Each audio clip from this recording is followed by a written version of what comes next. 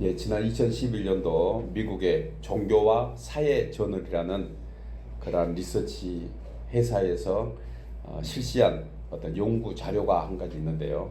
그것은 미국의 그리스도인 한 3분의 1 정도 그 성도들이 신앙생활 하다가 한 번 정도는 교회를 떠난다. 뭐 그런 자료를 발표한 그런 자료를 봤습니다. 그래서 소위 떠난 사람, 떠난 성도, 또 이전의 성도, 오늘로 흔히 말하는 가나안 성도, 예, 뒤집어 말하면 교회는 안 나가를 바꿔서 가나안 뭐 성도 이런 얘기를 한다고 그래요. 그렇게 신앙은 있지만 교회는 나가지 않는, 예, 어느 교회 다니세요? 그러면 나는 이 교회 다닙니다 하고 얘기는 하면서 교회 나가지 않는 그런 성도 교인들이 있다는 것입니다.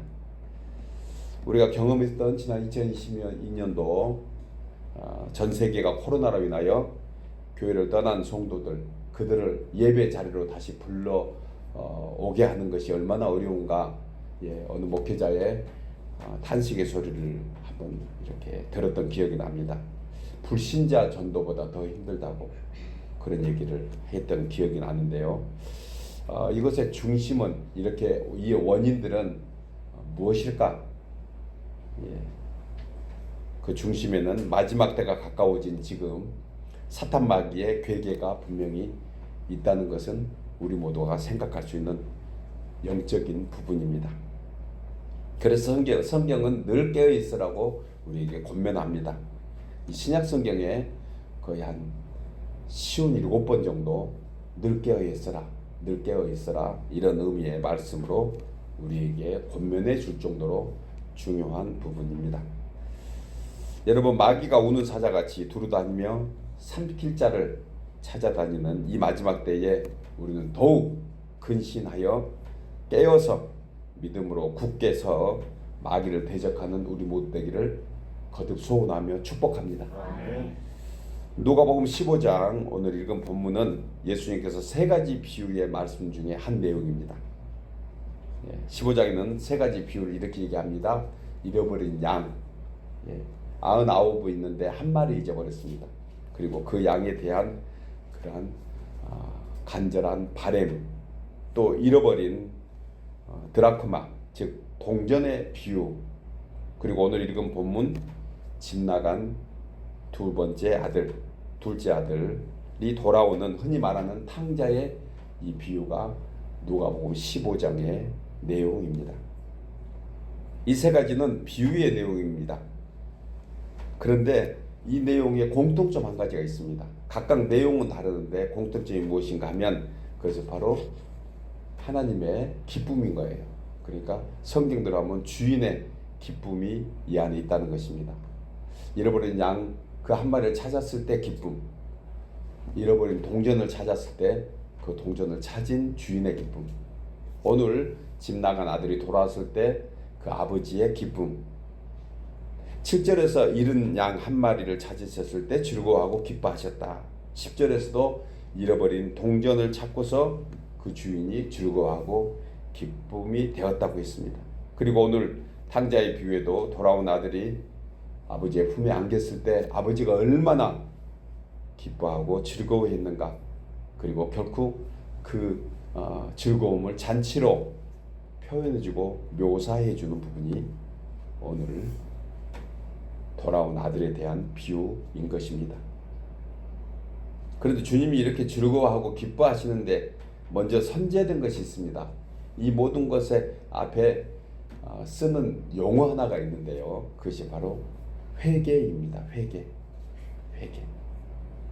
이런 의미에서 오늘 본문에 나오는 두 아들의 모습에서 진정한 회개, 또 하나님이 기뻐하고 즐거워하는 진정으로 회개하는 아들이 누구인가를 한번 생각해 볼 필요가 있습니다. 물론 아버지는 두 아들 모두를 사랑하는 것은 변함이 없습니다. 그런데 분명히 이 3 비유에서 말하고 있는 것은 하나님께 진정으로 돌아오는 회개가 누구인가에 대한 얘기를 우리는 생각해야 합니다. 그렇다면 여러분, 진짜 탕자는 누구인가? 우리는 흔히 탕자하면 집 나간 아들이 돌아온 아들을 탕자라고 얘기합니다. 제가 오늘 본문을 선택하면서 둘째 아들 얘기만 사실은 집중으로 하려고 그랬습니다. 그런데 뒤편 이어지는 이 큰아들에 대한 메시지는 우리에게 더 교훈이 되겠다는 생각을 한번 해보면서 본문을 큰아들의 내용까지 같이 잡았던 거예요. 내용상으로 보면 분명히 둘째 아들입니다. 둘째 아들이 회개했습니다. 그런데 아버지의 마음을 더 아프게 한 그러한 아들은 바로 맏아들이었습니다. 왜 그럴까요? 큰 아들은 대조적으로 사랑과 은혜를 생각하기보다 율법에 대한 그러한 메시지를 담고 있습니다. 그래서 어떤 보상을 생각하는 그런 부분이 큰 아들에게 있었던 것을 우리는 본문을 통해서 보게 됩니다. 따라서 이 큰 아들을 비유적으로 예수님을 비판하는 바리새인과 서기관들로 묘사합니다. 오늘 본문을 시작하면서 바리새인과 서기관들에게 얘기하신 부분이 있다고 예수님은 우리에게 알려줍니다. 그럼에도 불구하고 두 아들을 함께 사랑하시는 아버지, 자신의 완성을 의지하기보다 깨어진 마음과 회개하는 심령으로 아버지께 돌아오는 작은 아들에게 더 큰 즐거움과 기쁨이 있다는 거예요.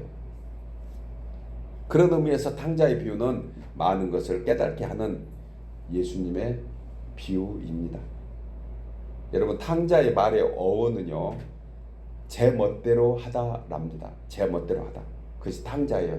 탕자는 나갔던 아들, 집 나간 아들이 돌아왔다는 뜻이 아니고 제 멋대로 하면 바로 탕자인 것입니다. 그래서 영어에 레월드라는 단어로 쓰는데 다루기 힘든 사람, 다루기 힘든 자가 바로 탕자라는 거예요. 하나님의 뜻에 벗어나서 제 멋대로 하는 그 자체가 바로 탕자라는 것입니다. 좀 더 우리에게 가까이 얘기하면 교회는 나오는데 교회 안에서 제 멋대로 하는 어떤 부분이 있거나 또 믿는다고 하면서 하나님의 뜻은 알지 못하고 또 뜻은 알면서도 그 뜻대로 행하지 못하는 모습들이 있다면 바로 그를 가리켜 탕자라는 거예요. 영국의 목회자인 룸 파슨스가 이런 얘기했습니다. 그는 자신의 저서 책에서 귀향이라는 그런 책을 이분이 저서했는데요. 그 책에서 이런 얘기를 합니다. 서구 교회의 심각한 문제는 탕자들의 절반이 교회 신도석에 앉아 있는 것이다. 이야, 이 일을 두 번, 세 번, 여러 번 읽으면서 조금은 뭘 한데 지역 맞는 것 같은 그런 충격을 조금 받았습니다. 다행히 서구 교회라고 했으니까 그 유럽 쪽에 또 선진국의 교회로 보니 조금은 유로가 됐는 것 같지만 우리에게는 다를까 보냐. 교회의 심각한 문제는 무엇인가? 탕자의 절반이 교회석에 앉아 있다.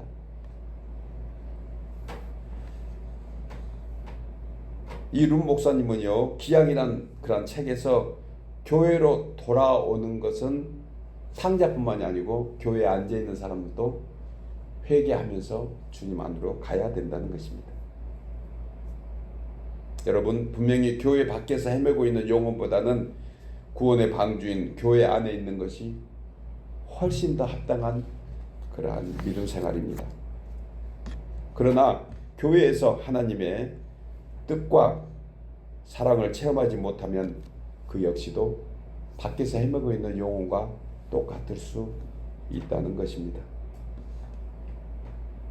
저는 오늘 본문을 통해서 이 같은 탕자가 받는 주님의 은혜, 단순히 나가 있는 아들뿐만 아니고 큰 아들의 모습으로 혹시 우리가 이 자리에 앉아 있다 하면 그것은 하나님의 은혜가 필요한 것만큼은 우리가 분명합니다. 그래서 탕자가 받는 주님의 은혜가 무엇인지 우리가 함께 생각하면서 세 가지로 은혜를 나누려고 합니다. 첫째로 탕자가 받은 주님의 은혜는 아버지를 생각하는 회개의 마음입니다. 우리 나누어 읽겠습니다. 탕자가 받은 주님의 은혜는 본문 17절에 이에 스스로 돌이켜 이르되 내 아버지에게는 양식이 풍족한 품꾼이 얼마나 많은가. 나는 여기서 줄여 죽는구나 그렇게 탄식한 집 나간 둘째 아들의 모습을 볼 수 있습니다. 본문에서 아버지를 떠난 둘째 아들의 모습은 허랑방탕한 삶이었습니다. 그리고 얼마 가지 않아서 크게 흉년이 들어 궁핍한 인생으로 전락하게 됩니다. 그 말씀을 16절까지 우리에게 알려줍니다. 여러분, 우리 인간의 불행과 고통의 가장 근본적인 원인은 우리는 본문을 통해서 알 수 있는 한 가지가 하나님 아버지를 떠나면 그 인생은 떠난 자체가 불행입니다. 포도나무 비교에서 예수님도 그와 같이 우리에게 말씀하십니다. 너희는 가지니 내게 붙어있으면 열매를 많이 맺나니 나를 떨어지면 너희는 아무것도 아니라고 포도나무 비유에서도 주님은 가지에 붙어있기를 나무에 붙어있기를 바라는 그런 모습을 우리에게 말씀해 주고 있습니다. 여러분, 우리 인간은 하나님을 떠나서 살 수 없는 인생들입니다. 결국 하나님을 떠나게 되면 그것이 바로 불행의 시작이 고통의 시작이 된다는 것입니다. 최초의 사람 아담과 하하가 그랬습니다. 창세기 3장 16절에서 불순종한 아담과 하하에게 내려진 징계가 무엇입니까? 그 징계는 하나님을 떠나게 했던 것입니다. 그로 인해서 저들은 의식주를 해결하기 위해서 종일 땀을 흘려야 했습니다. 그리고 그 사이에 가족을 미워하고 시기하고 그래서 살인까지 서슴지 않는 죄인들로 타락해 버리게 되는 것입니다. 이런 현상은 단순히 한두 사람에 나타난 현상이 아니었습니다. 그 당시에 살았던 수십억의 인간들 모두가 한결같았다고 성경은 얘기합니다. 그래서 제가 이 지구촌에 관영회 때 가득 찼다는 거예요. 창세기 5장 5절에 여호와께서 사람의 죄악이 세상에 가득함과 그의 마음에 생각하는 모든 계획이 항상 악할 뿐임을 보시고 그 인생들이 하나님을 떠나면 그 생각하는 자체가 다 죄악인 것입니다. 그래서 땅 위에 사람 지으심을 하나님이 오히려 한탄하시고 마음에 근심하셨다는 거예요. 여러분, 우리는 하나님의 기쁨이 되기 위해서 사는 성도들입니다. 아멘이죠? 그러기 위해서 하나님 앞에 붙어 있어야 돼요. 하나님께 가까이 나가야 돼요. 하나님께 속해 있어야 됩니다. 하나님께 속해만 있으면 그 인생은 바로 복된 그러한 인생으로 살아갈 수 있다는 거예요. 여러분, 하나님을 떠나서 살면 인간은 누구나 할 것 없이 알게 모르게 죄 가운데서 빠져드는 불행한 그러한 삶으로 이어질 수밖에 없습니다. 그 모습을 본문 21절에서 이렇게 얘기합니다. 아들이 이르되 아버지, 내가 하늘과 아버지께 죄를 지었사오니 지금부터 아버지의 아들이라 일컬음을 감당하지 못하겠나이다. 그런데 이렇게 작은 아들이 돌아오는 계기가 바로 17절에서 볼 수 있습니다. 이것이 무엇이냐면 17절은 이렇게 시작합니다. 이에 스스로 돌이켜 이르되 탕자는 자신이 크게 잘못되어 있다는 것을 깨닫고 자신이 아버지께로 돌아가야 되겠다는 생각을 했던 것입니다. 아니, 먼저는 아버지가 계신다는 생각을 할 수 있었던 것이에요. 그래서 여기 본문에 스스로 돌이켜 이 어원의 의미는 제정신을 차리다 라는 뜻입니다. 성경은 이것을 회개라고 합니다. 회개의 뜻은 죄의 길에서 의의 길로, 세상의 길에서 천국의 길로, 자기의 뜻에서 하나님의 뜻으로 돌이켜 옮겨가는 그 마음을 바로 회개라고 얘기합니다. 본절에서 둘째 아들은 아버지의 유산을 가지고 쾌락을 쫓아 세상 밖으로 나가 아버지의 재산을 전부 창녀와 방탕한 일에 다 썼습니다. 그리고 마지막에는 가장 비참한 인상으로 전락하게 되는데 아주 중요한 문화적인 배경이 있습니다. 이 당시에 돼지라는 단어만 가지고도 유대인들, 이스라엘 백성들은 가장 저주스러운 그런 모습으로 비춰집니다.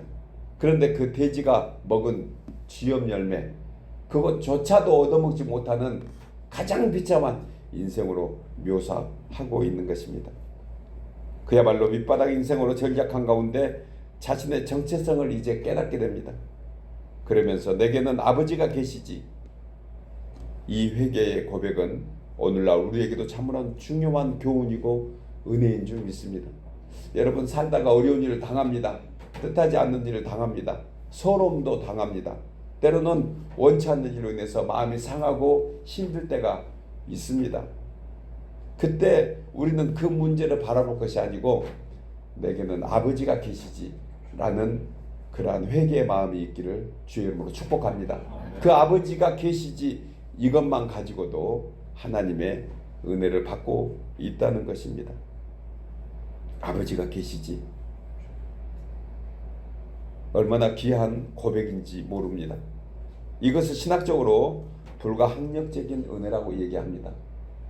여러분, 우리는 우리 자신의 의지나 노력으로 예수를 믿고 하나님의 자녀가 되었다고 생각할 수 있습니다. 결코 아닙니다. 하나님의 자녀 되는 것도 가장 주님이 주시는 첫 번째 가장 큰 은혜라는 거예요. 불가항력적인 은혜. 그 은혜를 우리 모두는 받고 삽니다. 그러므로 우리에게 임하는 영적인 회개, 이것은 자신이 죄인임을 깨닫고 다시 한번 주님의 귀한 은혜의 자리로 나가기를 소원하는 그 마음이 바로 하나님이 주시는 불가항력적인 은혜라는 것입니다. 나는 누구인가? 우리 모두는 고백해도 부족한 죄인들입니다. 우리의 원죄는 이미 해결됐습니다. 예수님께서 십자가에서 모든 문제를 다 해결하셨습니다.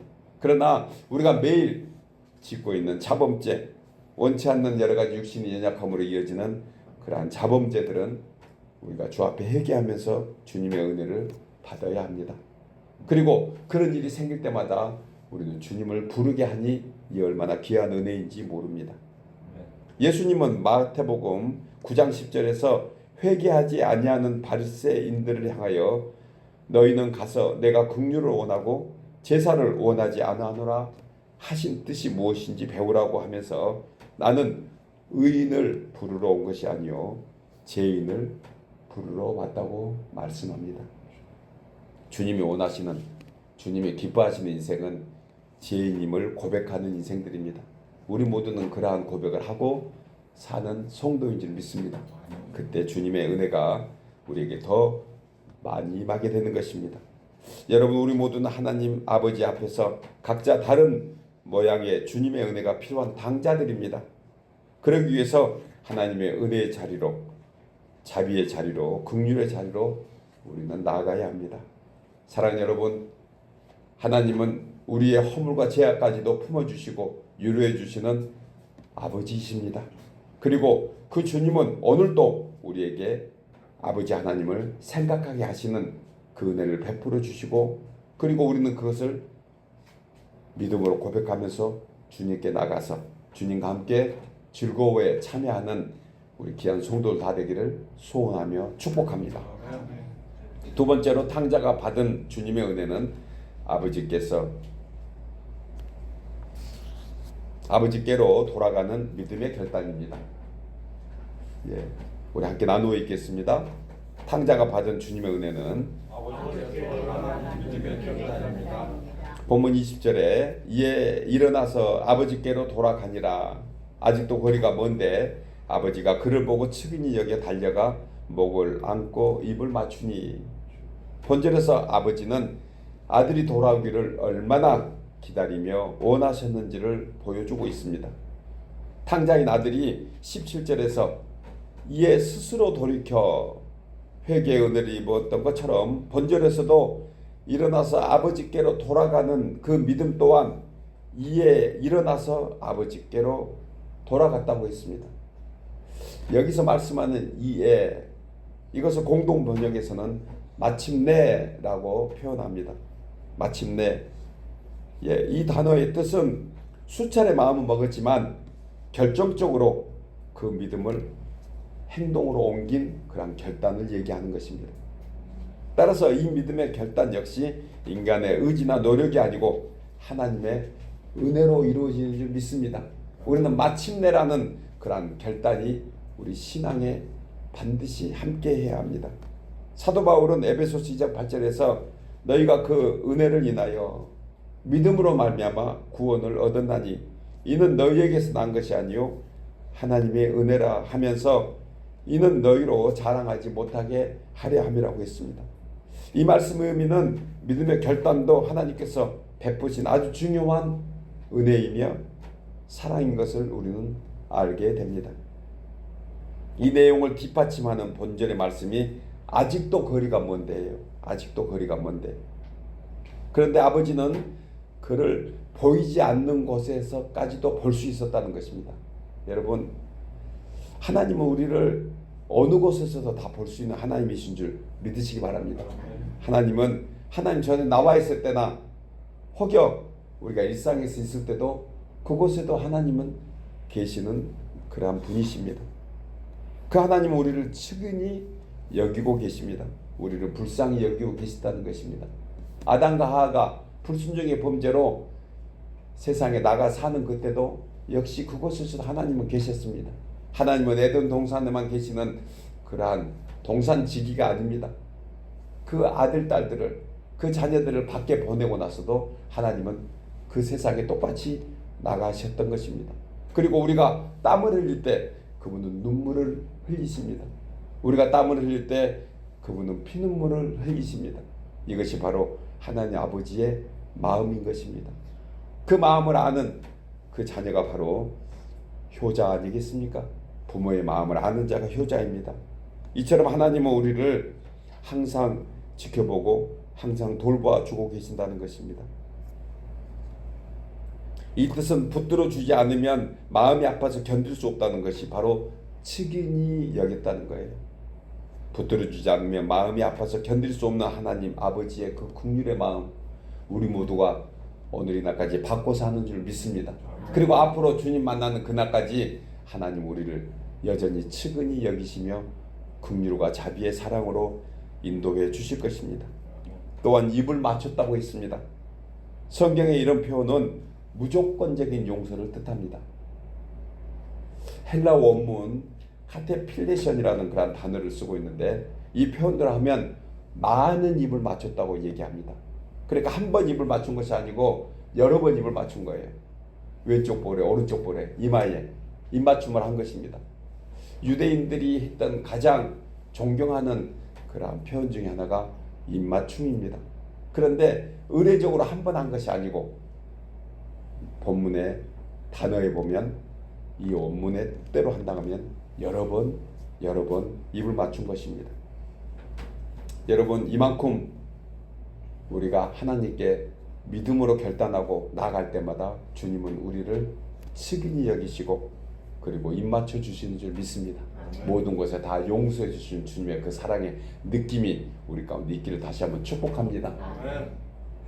한국의 김석균 목사님의 찬양시 가운데 내가 너를 도우리라 하는 찬송 가사에 보면 세상 일에 실패했어도 너는 절망하지 말라.